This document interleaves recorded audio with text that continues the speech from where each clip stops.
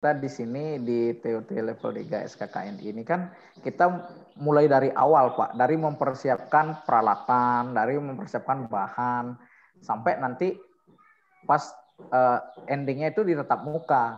Makanya dia runtutnya seperti itu. Kadang-kadang kalau kita di kampus kan kita mempersiapkan bahan ajar, cuma sebatas itu aja. Tapi kalau ini kan kita mempersiapkannya dari A sampai Z-nya. Mulai dari peralatan kita siapkan, bahan-bahan apa yang kita siapkan, semua kita siapkan. Nah, jadinya runtutnya seperti itu nanti. Nah, di sini kan nanti Bapak misalnya menjadi instruktur pelatihan atau apa, memanage-nya seperti itu. Kan kadang-kadang kalau kita ngajar di kelas tiba-tiba laptopnya blank atau LCD-nya nggak nyala gitu kan, jadinya menghambat proses kita di dalam kelas untuk proses belajar mengajar Pak. Nah, kalau di sini kita memanage itu bagaimana mempersiapkan itu dulu, kalau peralatannya dicoba dulu, kalau bahan-bahannya dipersiapkan dulu, setelah memulai pelatihan tidak ada hal-hal teknis seperti itu yang mengganggu situasi kita pada saat pelatihan Pak, seperti itu. Ya, itulah, betul lah itu kan. Kalau kita kan, kalau dari perguruan tinggi kadang-kadang hal-hal seperti itu kan biasanya disiapkan langsung oleh mahasiswanya. Dosen apa dia punya absennya disiapkan, kemudian infokusnya sudah siapkan, dosen masuk tinggal ngajarin aja gitu. Jadi ada beberapa tahapan yang memang kita nggak dianggap itu tidak perlu dipersiapkan. Tapi kan kalau KKN ini kan merupakan satu kewajiban itu. Karena bagian dari bagian dari tuntutan KKN ya. Jadi kita harus tahu secara keseluruhan mulai dari A sampai Z ya gitu ya Pak Dewa ya. Gambaran saya sih seperti itu di KKNI-nya. Ya betul seperti itu Pak. Kita dibiasakan diri untuk memanage itu karena apa? Karena itu kan bagian terpenting juga dari proses ini Pak. Kalau misalnya seperti saya tadi bilang kalau itu tidak berjalan dengan baik kan terganggu proses ini jadinya. Mengakibatkan ya waktunya jadinya tidak efektif. Sudah mulai tapi kita masih sekarang ini nggak mau nyala lagi begini begitu ya Pak. Kita di KKN itu memang diperpadukan bahwa di sana ada penyusun KKNI itu kan ada akademisi, ada yang menyediakan lapangan pekerjaan, semua jadi satu di sana. Akhirnya dibuatlah KKN itu seperti yang sudah ada sekarang Pak. Kalau kita kan sekarang kan instruktur. Nah kalau ada misalnya tenaga kerja TKI atau TKW yang dikirim ke luar negeri, mereka kan harus mempraktekkan, misalnya mereka membersihkan kamar tidur, kan harus mempraktekkan itu, Pak. Ya, beda lagi itu harus memang ada prakteknya. Nah, kalau online susah, nggak bisa. Nah, itu beda lagi mempersiapkan alat-alat bahannya beda lagi gitu. Semua bidang sudah tapi banyak juga Pak yang belum tersentuh. Misalnya di bagian pertambangan, misalnya di tambang minyak bumi lepas pantai mungkin masih belum tersentuh sampai seperti itu. Tapi sebagian besar sudah ada KKNI-nya. Seperti itu. Cuman gini lagi Pak Dewa untuk nanti tugas-tugasnya itu ini kan barangkali peserta kita kan dengan background yang bermacam-macam ya. Itu. Jadi nanti pilihannya itu apakah memang sudah ditentukan atau sesuai dengan background masing-masing nih Pak Dewa. Nah, disesuaikan. Misalnya saya kan konsentrasi kan sekarang di accounting nih. Nah kira-kira saya tetap harus ngambil, kalau yang saya baca di itu kan kewirausahaan sama sama pemasaran kalau nggak salah ya. Ya, banyak Pak. Bapak tergantung pilihan KKNI-nya Bapak. Apa yang Bapak itu bebas pilih. Ya? Itu apa yang Bapak pilih dan diusahakan yang memang Bapak tekunin sehari-harinya agar lebih gampang membuatnya nanti. Nanti kan ada tugas 1 sampai 6 Pak itu. Itu akan ada form-formnya nanti akan saya berikan contoh-contohnya seperti apa.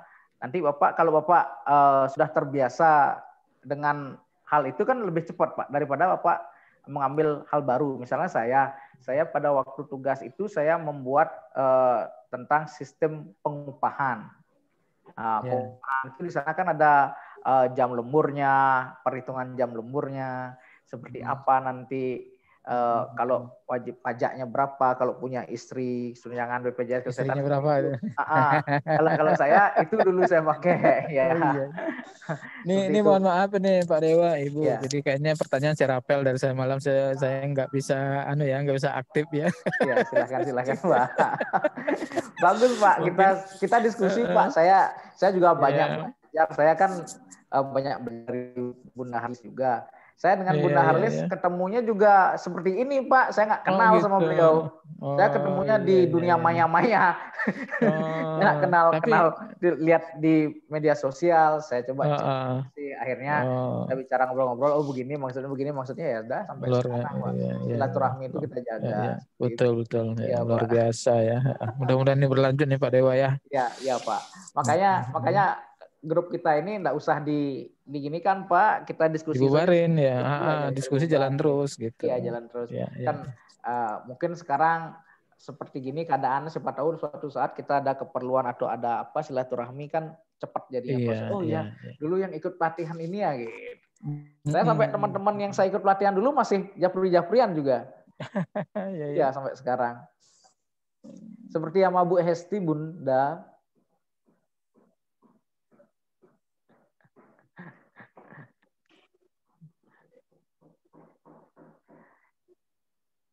Nah, lagi berapa orang ya ini yang belum? Bun? Udah. Ya, oke. Baik, saya jawab dulu pertanyaan Ayah Razak. Panggilannya Ayah Razak atau Ayah Fatahur? Agak susah ya? Nama aja lah, Ibu. Kalau Ayah Razak itu Ayah. Bunda. Saya panggilnya Bunda ini. Di sini ada Ayah. Jadi Ayah Bunda dong. Makanya.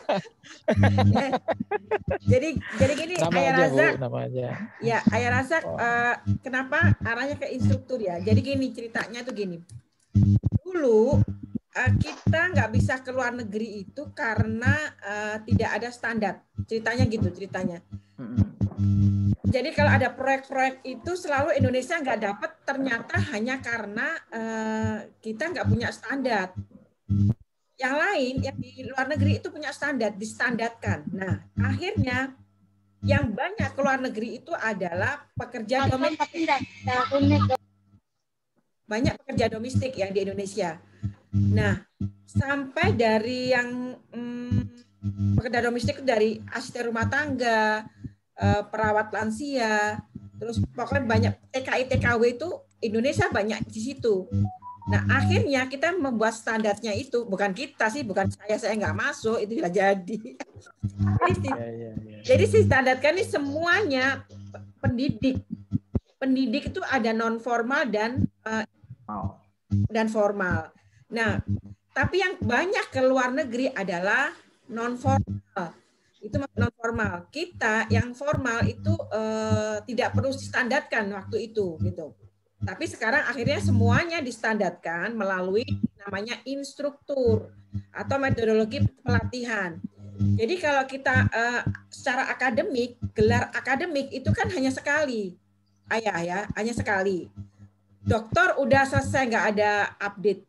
Namun kalau instruktur ini ada batasan update-nya. Setiap 3 tahun harus mengupdate, merefresh, karena di situ ada beberapa peraturan, SK-nya sudah berubah dan semua ada pembaruan mengikuti zaman lah. Tapi kalau misalnya, mohon maaf, dosen yang lama walaupun sudah lektor kepala, tapi mereka tidak melalui pekerti, mereka dalam PPT-nya kita bisa lihat itu tidak ada standar, biasa saja. Jadi standar dosen atau standar umum hampir sama untuk yang dosen senior ya.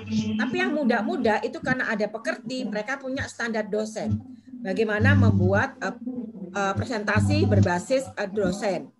Nah, untuk itu di Indonesia itu tidak dosen sendiri beda, namun kita sekarang Merdeka Belajar itu sudah mulai masuk ke instruktur. Disadarkan dengan berbasis kompetensi. Kompetensi yang diakui untuk BNSP itu adalah instruktur, Ayah, gitu katanya. Jadi instruktur hanya sampai level 6. Instruktur itu sendiri. Nah, ketika kita buat level, karena yang punya level itu adalah human capital, jadi akhirnya KKNI-nya itu pasti kalau kita ngomong skema KKNI, artinya tidak hanya dari SKKNI pelatihan sendiri. Makanya kita punya 2 untuk yang level awal, itu menyusun modul pelatihan tatap muka dan KKNI 3. Ini sederajat. Menuju KKNI yang tertinggi harus melalui yang di bawah ini dulu. Walaupun di sini saya juga mengakses beberapa lektor kepala, banyak banget. Itu melalui awal, dan kita kadang-kadang kita menganggap aduh asisten instruktur, pendamping instruktur, junior instruktur, nah, kita kan sudah melewati. Namun karena kita memang kompetennya di dosen, begitu turun di instruktur agak kaget karena kan terlalu detail ini itu. Dan yang diakui di Indonesia, BNSP yang mengakui ini profesinya instruktur yang sudah distandarkan. Begitu, Ayah. Jadi berbasis kompetensi sekarang, nanti Ayah bisa pakai ini ilmunya yang di sini, bisa pakai dibuat di kampusnya untuk membuat akreditasi nantinya itu juga sudah masuk mata kuliah apa, atau bukan hanya mata kuliah, atau tentang ilmu tentang apa yang sudah dikompetensikan. Jadi seperti ini, misalnya kalau umrah kemarin ada SKKNI sendiri yang saya sudah share dari Mbak Aminatul Zahra. Saya punya kelautan, namun beliau katanya nggak sama, akhirnya meng-share sendiri SKKNI, saya juga nggak baca. Nah itu beberapa mereka, kecuali Pak Jalal ya, kalau Pak Jalal memang umum ambilnya pemasaran, tapi kalau yang lain-lain Pak Hengki kemarin 4 orang yang dari umrah itu semua mengambil yang spesifiknya di kelautan. Nah, kelautan ya. Itu Pak, itu Ayah Razak ya, itu adalah aset Ayah Razak itu untuk klaim ke akreditasi. Kenapa demikian? Jadi yang mereka sudah buat ini juga bisa sih, apa namanya, Pak Jalal juga bisa diklaim. Artinya unit tersebut sudah mewakili bab berapa pada mata kuliah apa, gitu. Jadi kalau misalnya Pak Jalal kemarin tentang keluhan pelanggan apa, lupa saya, apa pemasaran apa. Nah, pemasaran yang diangkat satu unit itu dicek disejajarkan dengan kurikulum perguruan tinggi itu ada pada bab berapa. Pada format akreditasi kemarin yang saya juga bantu untuk beberapa universitas, itu ada tabel apa sudah Kepri juga udah kirim kemarin 27 Oktober terakhir. November. Ngirim kah Bapak? Nah, itu sudah masuk dalam laporan laporan perguruan tinggi harus melaporkan fakultas apa yang sudah menselaraskan kurikulum, pengembangan kurikulum dari kurikulum lama dengan kurikulum baru berbasis kompetensi. Tidak harus semua mata kuliah. Jadi misalnya satu prodi itu ekonomi, misalnya ekonomi ini baru pemasaran, terus baru apa yang sudah dikompetensikan, itu harus dilaporkan kepada Kemendikbud ya. Kemarin kalau saya baca di formatnya begitu. Terus kemudian luarannya itu juga harus diselaraskan dengan industri. Artinya kelautan ini nanti outcome-nya apa sih? Kerjanya di mana? Profil lulusan. Iya, profil lulusannya apa? Jadi outcome-nya kemana nih?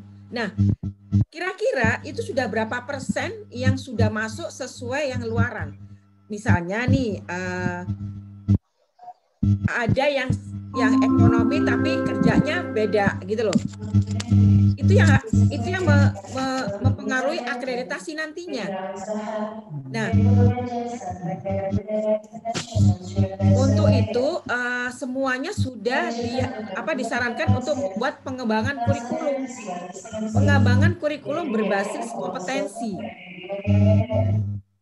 Mungkin Kepri apa belum masuk ya? Apa namanya kemarin sudah ini kan laporan kan Ayah Razak laporan tidak kemarin November. Laporannya ke mana Bu? Karena kami sendiri kalau di fakultas ini kan yang ngurus laporan ke di Dikti itu di rektorat Bu, di BAKK itu. Oh iya. Jadi kami kan kalau kita kan sistem untuk akademiknya dikelola langsung oleh BAKK. Ya, saya nggak tahu persis nih apakah dah dilaporkan atau belum Bu.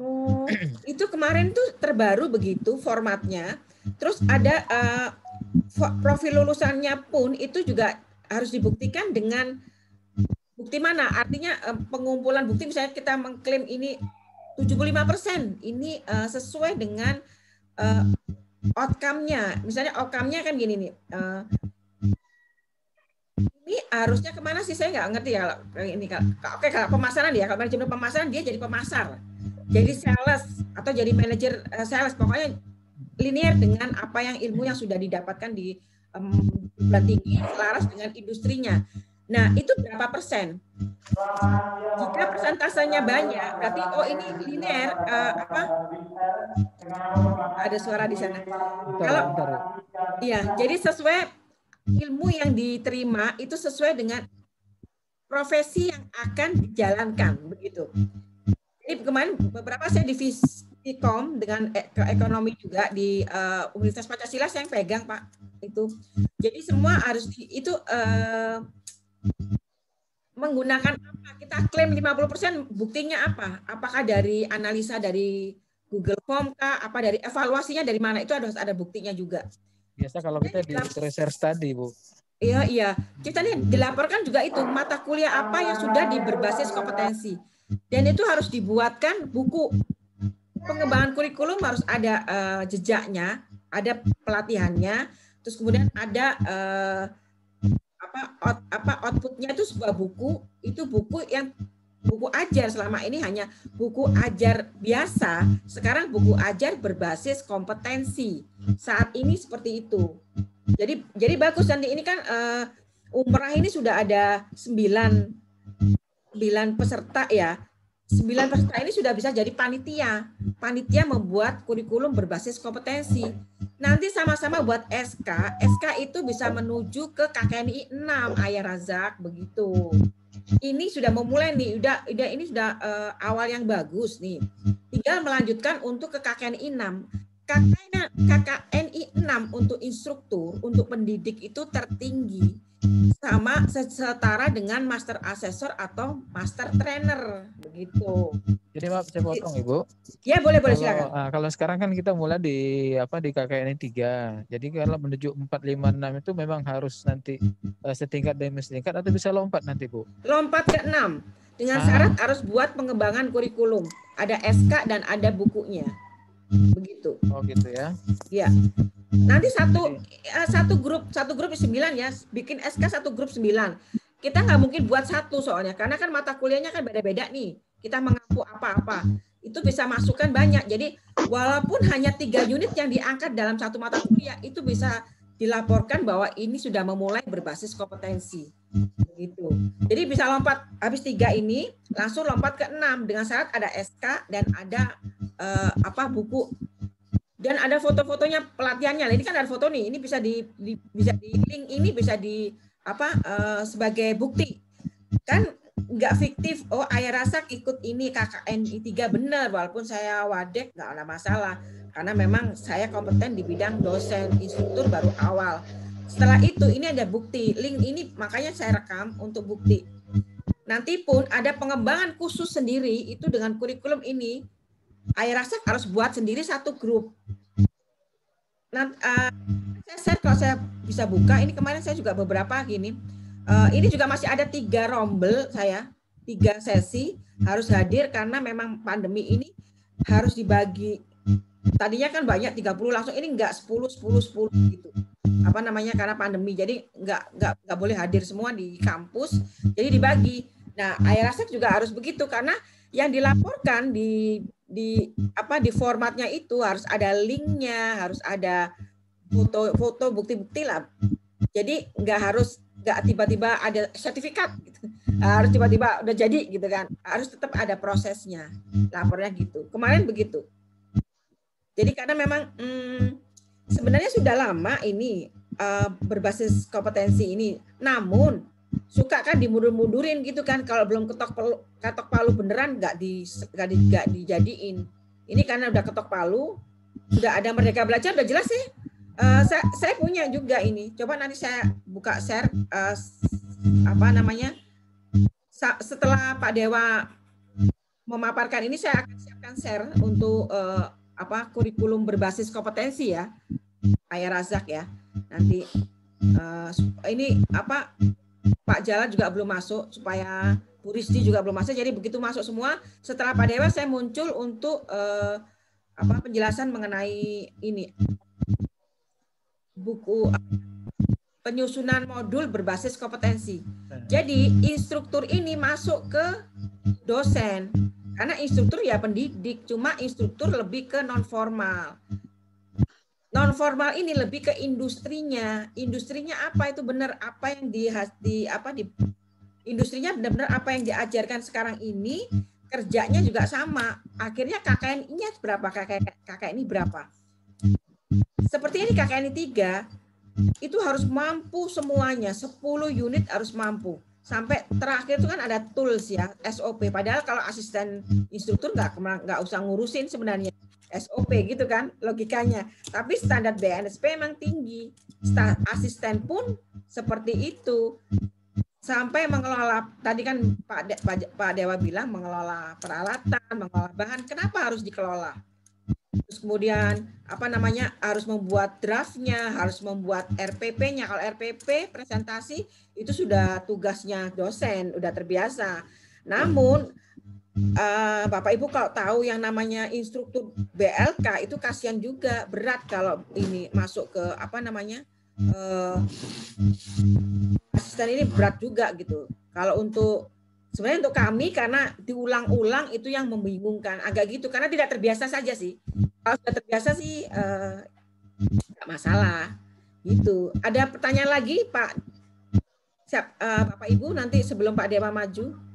Kalau saya cukup Ibu. Cukup ya. Jadi sedikit ya question and answer-nya sedikit terjawab ya Pak.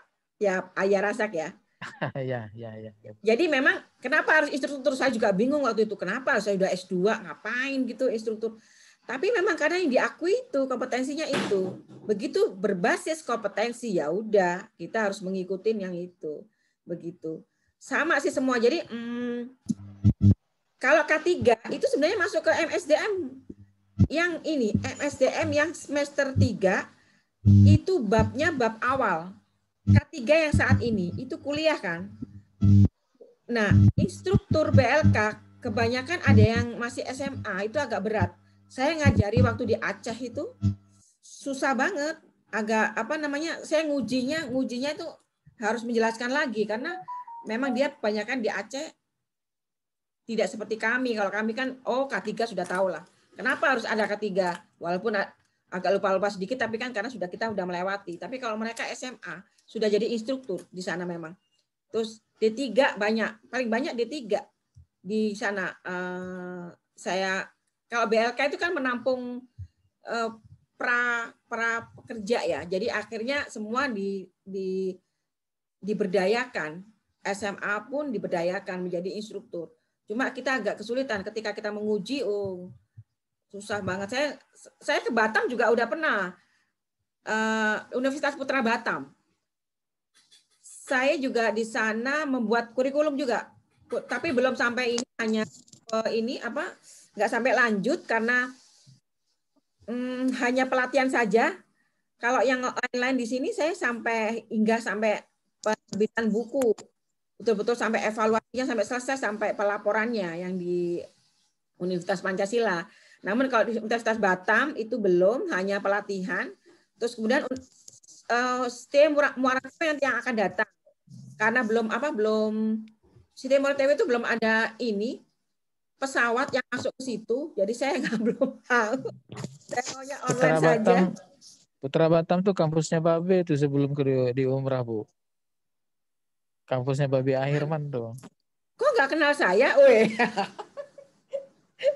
Mana Babe nongol dong. Babe, ini nggak buka Ike buka. Sebelum dibuka, ini belum mau dibuka semua videonya. Ini untuk laporan. Babe ngajar juga di Putra Batam. Enggak. Ngajar sekarang juga? Enggak. Oh, dulu. Di Putra Batam kan? Dulu di Ibnu Sina. Oh, Ibnu Sina. Ya, kirain Putra Batam, Babe. Ya, ayah. Salah. Soalnya saya pernah ke sana. Ayah Raza ini. Ada yang dari Putra Batam juga namanya sama. Kemarin saya waktu Japri, apakah ini saya tanya Pak Jala, apakah ini yang di Putra Batam? Bukan, beda gitu. Namanya Pak Razak juga.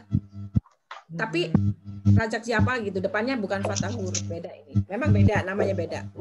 Bu Mia, silakan buka sebelum saya ke Pak Dewa. Jadi itu kenapa kita instruktur udah sedikit mengerti ya. Memang yang berbasis kompetensi yang diakui adalah instruktur. Walaupun dosen tuh ada sertifikasi dosennya. Tapi sertifikasi dosen itu kan memang hanya ilmu saja, ilmunya saja kan. Industrinya ada di instruktur karena industrinya benar-benar diselaraskan gitu loh. Ceritanya diselaraskan. Nanti janji saya setelah Pak Dewa, saya akan buka mengenai kurikulum berbasis kompetensi yang saya berikan ke Universitas Pancasila ya.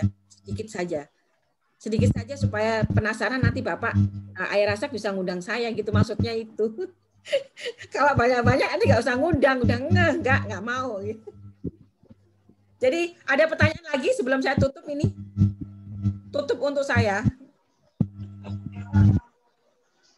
Bapak Ibu, itu Mbak Nana kenapa ngumpet lagi ya Mbak Nana?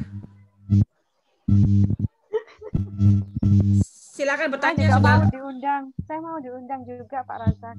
Loh, udah japri duluan itu. Aduh. Pak Akhirman langsung ngasih tanda gitu. Babe udah ngasih tanda Babe. Babe jangan nyari yang muda Babe. Yang muda kayak gitu tuh. Nongolin wajah aja setengah coba. Yang muda itu kan disayangi, Bun. Oh gitu. Wah, kalah set deh. Kalah set saya. Babe itu memang tipikal penyayang, Bu. Oh gitu. Oke, fine. Makanya semangat Babe ya. Babe, aku tuh aslinya Banjarmasin, Babe. Orang tua aku. Oh, saya udah pernah ke sana bawa atlet. Itu udah lama 2018 mungkin. Di mana, di Surabaya? Banjarmasin. Oh, Banjarmasin. Nggak denger ya Allah. Kalau Mbak Nana ngomong saya nggak denger ya. Kenapa ya? Lah mulutnya terapung ya Mbak Nana. Alhamdulillah nggak denger, nggak apa-apa Babe. Gitu ya, Masa gitu terapung ya Mbak. Iya, masa terapung. Enak di sana Babe. Iya. Masa terapung. Betul. Tapi Babe hati-hati, jangan terpesona. Orang kita satu geng Banjarmasin semua. Itu cerita di grup sebelah itu yang dia bawa ke sini. Iya, aduh, ngeri. Iya, belum tentu dia pernah ke sana itu. Pak Razak juga ada. Kota 1000 parit ya, Bu Nana. Iya, jadi di sana itu saudara itu banyak, ada yang di Banjarbaru, ada yang di Martapura, ada yang di Kota Baru, ada yang di Batu Licin. Jadi kalau Bu Lia ini Pontianak ini Bu Nana. Bu Lia Supriyarti ini, Ponti. Oh, Pontianak kita juga kemarin ada pengelola PAUD. Bu Siti Ruwaida itu Pontianak. Dari mana tuh Bun? Pontianak. Peserta ya, universitas. Iya, peserta. Dari pengelola PAUD, kita udah peserta. Oh, PAUD ya. Ya, kita pesertanya ada Majene. Ini Kepri sama Surabaya, Garut. Kemarin itu Majene, terus Papua ini. Oh, Papua belum saya share link nih. Nanti biar dia munculnya paling rajin soalnya. Ini. Oke, Udah pernah ke Kepri belum? Kenapa? Batam sudah, Be. Udah pernah ke Kepri belum? Kepri belum. Kita tuh saya nunggu undangan dari Ayah Razak sama Babe Akhirman. Tapi sudah disodok sama Mbak Nana. Gimana ini? Saya bareng sama Bu Harlis ya di sana ya, diundang ya. Ayah Raza sama Bu Lia itu. Oh iya, deketin. Oh, sekarang deketin Bu Lia tuh. Japri jangan. Iya, deketin. Jangan dibocorin dulu. Deketin Babe jangan dibocorin ke Mbak Nana, Babe. Pak Dewa juga itu bisa. Wah, Pak Dewa. Mudah-mudahan cepat berlalu. Iya, benar-benar. Kesana, Pak. Doanya itu. Iya. Jadi Bapak Ibu sudah nggak ada yang bertanya ya? Langsung ke Pak Dewa saja ya. Iya, Bunda bisa dimulai Bunda. Udah bagus kok. Bu Rizdi memang begitu dia. Dari kemarin juga telat, sekarang telat lagi. Ya, oke. Jadi Bapak Ibu, ini saya tutup ya. Terima kasih atas kepercayaan Bapak Ibu dengan Yayasan Keluarga HRAV. sebagai lembaga diklat, dan nanti selanjutnya dengan TUK YKH yang akan menguji Bapak Ibu. Nanti ketemu asesor, nggak ketemu instrukturnya, Pak Dewa ngumpet nggak boleh karena belum boleh, beliau belum bisa mengakses buku nomor MET-nya, belum turun, belum terbit. Yang akan datang nanti ketemu Pak Dewa untuk asesor. Namun kalau udah asesor nggak boleh tener. Kalau saya di sini sebagai fasilitator, dan nanti Bapak Ibu akan ketemu asesor ketika uji, tanggal uji ya. Tanggal uji niatnya kan hari Minggu dan Senin. Hari Minggu semua yang dari umrah saya masukkan Senin, nggak ada masalah kah? Ya, benar. Ya, karena begini, kalau nggak satu grup Bapak Ibu nanti nggak bisa tektokan, karena di uji kom itu micro teaching, besok micro teaching latihan, supaya nanti pas lagi uji kom tuh Bapak Ibu sudah nggak kaget gitu loh. Kalau udah tektokan kan enak kalau satu geng, ya kan? Jadi seakan-akan. Kenapa Mbak Nana pindah geng ke Babe Akhirman? Enggak, Babe Akhirman mungkin besok juga bisa gabung. Weh, Babe ditantangin sama Mbak Nana mau besok. Tuh Mbak Nana tuh gitu tuh. Besok saya ada meeting Bu Nana. Sabar aja. Oh, Mbak Nana jangan begitu. Hari Minggu. Kasih semangat berarti buat yang besok. Hari Minggu. Jangan kasih. Jelas. Ya. Jangan dikasih peluang babenya Bu Nana. Ini semangat boleh, ya, kasih harapan. Semangat besok Bu Lia. Semangat. Jadi jadwalnya itu jadwal uji kom Minggu dan Senin. Iya, Bunda. Iya ya, nggak ganti ya, nggak berubah ya. Minggu dan Senin. Karena Senin itu ada 4 kelas. Jadi Senin pakai Zoom saya karena banyaknya 4 kelas. Jadi kalau misalnya mau geser hari Selasa boleh, terserah. Menurut buat kesepakatan aja. Jadi Senin tuh ada 4 kelas kita. Tapi beda-beda asesor sih, beda-beda asesor dan beda-beda ruang. Bunda gitu. Bunda besok enggak boleh ini ya, mantau ya yang lainnya. Enggak boleh. Ya hanya ada nama. Maksudnya Japri boleh. Maksudnya Babe Akhirman dipantau oleh Mbak Nana begitu. Boleh Mbak Nana, Japri boleh. Kalau Japri nggak ketahuan. Babe mau pantau saya. Waduh. Babe Akhirman sudah mulai nih. Sudah Bun. Ayo Bun, mulai Bun. Jadi hari Minggu sudah jelas geng Surabaya ya, geng Surabaya, Garut, sama Malang. Ini ikut Malang apa ikut Jakarta sih Mbak Ike ini? Ike ikut Kepri aja. Mau ikut Kepri. Babe tuh yang bener yang mana sih? Sana sini dicolek gimana sih maksudnya? Babe memang gitu Bun, semuanya dicolek Bun. Oh gitu. Bocor. Ember. Jadi intinya kalau satu geng tuh nanti bisa saling interaksinya enak gitu kan. Nah ini satu geng Surabaya udah ketahuan nih, Surabaya sama-sama nekatnya dului pasti gitu ya kan. Nah ya yang Malang ikut Surabaya aja aman, sama-sama bonek gitu kan wis. Jadi yang Garut paling yang pendiam ini nanti Bu Mia yang pendiam nih. Gak apa-apa ya Bu Mia ya. Ikut geng Surabaya aman kan? Ya sip. Ikut aja saya mau tenang. Alhamdulillah. Wes, jadi udah clear ya. Hari Minggu tanggal 13 geng Surabaya dan Garut. Hari Senin gengnya umrah. Betul ya? Tidak bisa dirubah ya? Siap. Terus kemudian nama-nama yang konfirmasi itu Bapak Ibu cek cek karena nanti begitu terbit nggak boleh dibalikin lagi. Itu dicek berulang sampai pada terakhir hari H uji kompetensi itu sudah benar, nggak boleh diganti-ganti namanya gitu. Misalnya Nurjana tiba-tiba minta nama Ike Nurjana kan nggak mungkin gitu kan ya kan, kemarin sudah dijadikan nama kan, jadi 2 orang jadi 1 nama sama Pak Dewa. Jadi itu Bapak Ibu ya. Terus kemudian tadi format-formatnya diisi. Bu, jadi yang di sertifikat itu masih bisa dikoreksi namanya ya? Boleh Pak, boleh. Silakan Ayah. Itu memang ya kan Ayah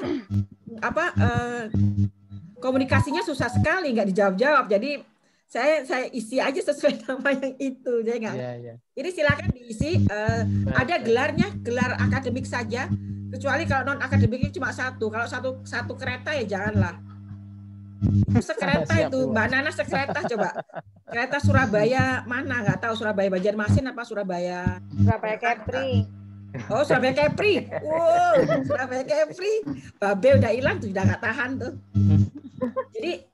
Jadi itu jangan lupa itu disiapkan formatnya. Nanti ketika uji kompetensi Bapak Ibu sudah siap, tinggal diinfo ini Ibu silakan, Bapak Ibu silakan isi nama asesornya. Itu yang mengumumkan yang sounding adalah pihak LSP. Jadi asesornya dikosongin dulu kan, Bapak Ibu nggak tahu kan asesornya. Nanti tenang aja, nanti pesona nanti dengan asesornya, tenang aja. Jadi di situ terus kemudian diisi semua, scan-nya, tanda tangan diisi scan-nya, namanya semua diisi. Checklist nanti Pak Dewa bisa bantu bagaimana cara ngisi checklistnya ya. Jadi itu saja. Terus kemudian format untuk virtual itu hanya untuk Bapak Ibu memperkenalkan ketika uji kompetensi ya. Virtual yang Ibu Bapak sudah buat itu hanya ada yang 2 belum, Bu Rizdi sama Ayah Rasa belum. Ini tinggal buat. Format itu tidak harus pakai punya saya, ganti saja. Itu hanya contoh gitu loh. Diganti saja backgroundnya, nggak masalah. Tapi kalau misalnya nggak ada sempat ganti ya udah silakan aja. Itu ya. Terus kemudian format yang mana Bu? Nanti saya kirim lagi karena Ayah Rasa nggak pernah ngikutin. Di situ ada komentarnya Mbak Nana banyak banget mungkin. Nggak berani manjat-manjat ke atas.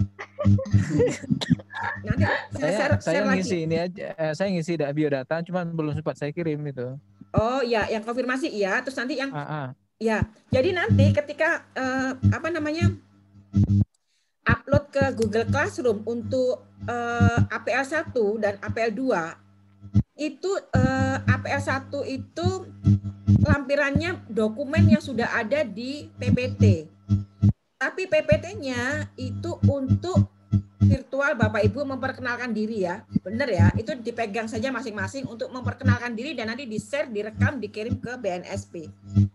Tapi dokumennya tetap dokumen by dokumen di-upload pada nanti dijelaskan sih sama adminnya, ada LSP adminnya. Admin LSP yang menjelaskan. Tapi Bapak Ibu siapkan saja dulu satu folder. Itu saja ya, Bapak Ibu. Mungkin ini biar nggak pusing kebanyakan info, saya tutup saja ya. Mbak B. Akhirman jangan lupa nanti dibuka ya videonya karena kita dilaporkan. Jadi Bapak Ibu itu nggak fiktif membuat sertifikat ini, ada diklatnya, ada uji kompetensinya, jadi benar-benar melalui proses dan prosedur yang benar. Oke, terima kasih Bapak Ibu, selamat belajar. Sampai jam berapa ini? Jam 12 ya? Jam 1 ya. Boleh nanti jeda dilanjutkan? Ya, silakan aja. Terima kasih. Mohon maaf lahir batin. Wassalamualaikum warahmatullahi wabarakatuh. Waalaikumsalam.